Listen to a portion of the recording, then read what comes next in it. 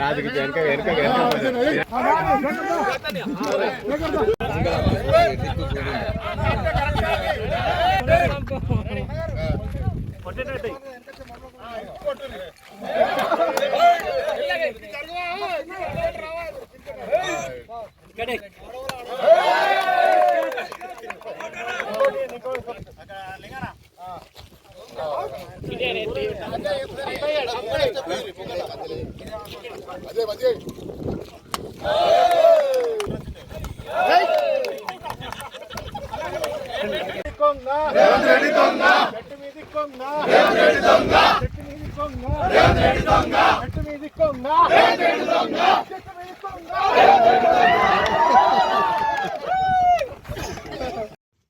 మరి బలిదానాలై వేల మంది బలిదానాలై అమరులైనటువంటి త్యాగ ఫలితంగా తెలంగాణ వచ్చింది. వచ్చిన తెలంగాణ ఎట్లుండాలనుకున్నాడంటే 24 గంటల కరెంటు, 24 గంటల నీళ్లు, మరి రైతు బంధు, రైతు మరి బీమా, అదేవిధంగా అన్ని వర్గాలు సుఖ సంతోషాలతో ఉండాలి.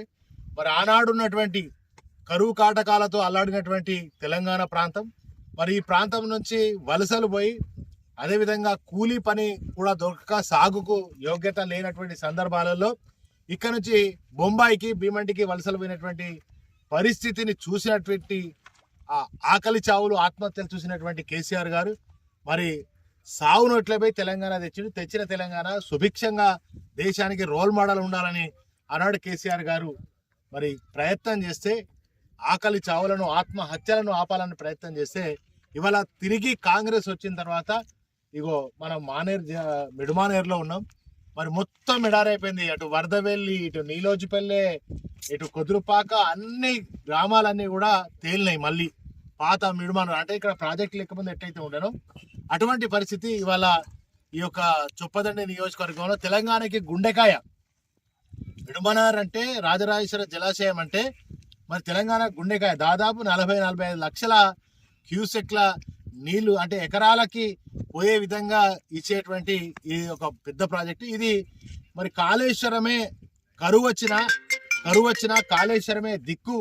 మరి కాళేశ్వరం ఇలా వాడకుండా దాన్ని మరి ఇవాళ దాన్ని రిపేర్ చేయకుండా దాన్ని ఎంత ఘోరంగా అంటే ఆ పడావు పడ్డట్టుగా మేడిగడ్డ ప్రాజెక్టును అక్కడ వేసి వాళ్ళ ఆంధ్రాకి చంద్రబాబు నాయుడికి మరి పోలవరం ప్రాజెక్టుకు నీళ్లు పంపుతా ఉన్నాడు.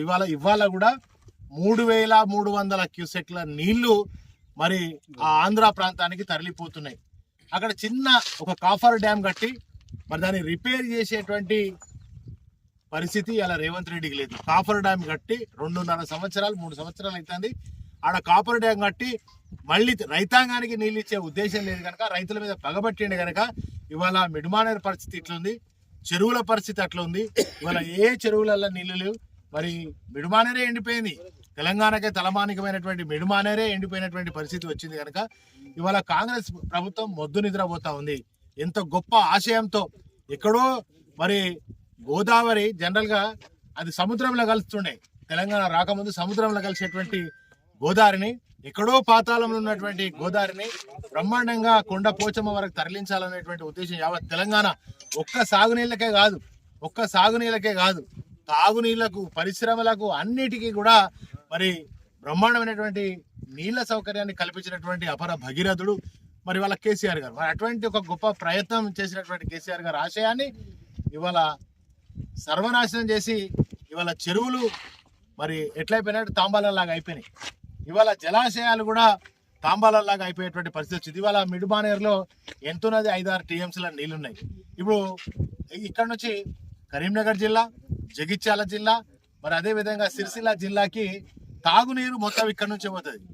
ఇంకొక 4 రోజులు అయితే ఇదే పరిస్థితి కనుక ఉంటే తాగునీళ్ళు కూడా దొరకాయి. మళ్ళీ తాగు నీరు దొరకని పరిస్థితి, సాగుకు నీరు లేనటువంటి పరిస్థితి తెలంగాణలో కల్పించేటువంటి మరి రేవంత్ రెడ్డి ప్రభుత్వం ఇప్పటికైనా కొద్దిగా సిగ్గు తెచ్చుకొని రైతు తెలంగాణకు తాగునీళ్ళు ఎట్లిద్దాం, పరిశ్రమలకు ఎట్లిద్దాం, వ్యవసాయ సాగుకు ఎట్లిద్దామని చెప్పి ఆలోచన చేయాల్సిందిగా నేను మరి రేవంత్ రెడ్డి గారి ప్రభుత్వాన్ని కోరుతా ఉన్నా. మరి ఎంత గొప్ప ప్రాజెక్టు, ఎంత గొప్ప ప్రాజెక్ట్. ఇవాళ మొత్తం ఊర్లన్నీ తేలి ఉన్నాయి.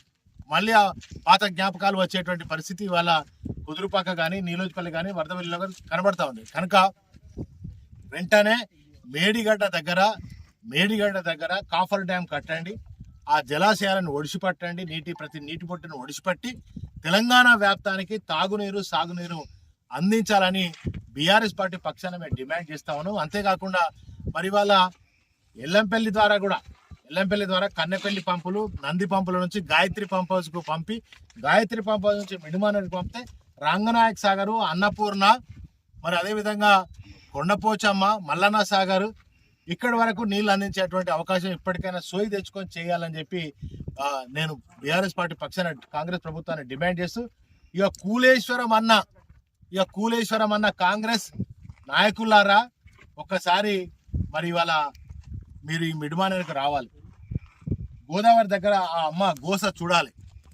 తలాపున బారే గోదావరి ఇవాళ మళ్ళీ ఎడారి అయిపోయి మళ్ళా చంద్రబాబు నాయుడు పోలవరానికి పంపిస్తున్న రేవంత్ రెడ్డి శిష్యుడు.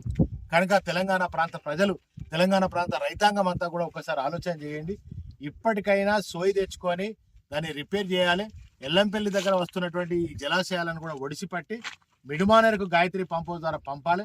రాంపూర్ పంప్ హౌస్ ద్వారా కూడా మళ్ళీ తిరిగి మరి ఆ ప్రాంతానికి, నిజామాబాద్ ప్రాంతానికి, ఆర్మూర్ ప్రాంతానికి కూడా పంపాలి. కనుక మరి వెంటనే కాఫర్ డ్యామ్ నిర్మాణం చేసి నీటిని మేడిగడ్డ దగ్గర ఆపి మరి ఈ జలాశయాలన్నీ కూడా ఇప్పుడు మనం అనుకున్న మిడిమానేరు, అన్నపూర్ణ, కొండపోచమ్మ సాగరు, మల్లన్న సాగరు, అదేవిధంగా బసవాపూర్ ప్రాజెక్టు వరకు కూడా పూర్తి స్థాయిలో జలాశయాలను నింపి రైతాంగానికి నీళ్లు ఇవ్వాల్సిందిగా బీఆర్ఎస్ పార్టీ పక్షాన్ని నేను డిమాండ్ చేస్తాను.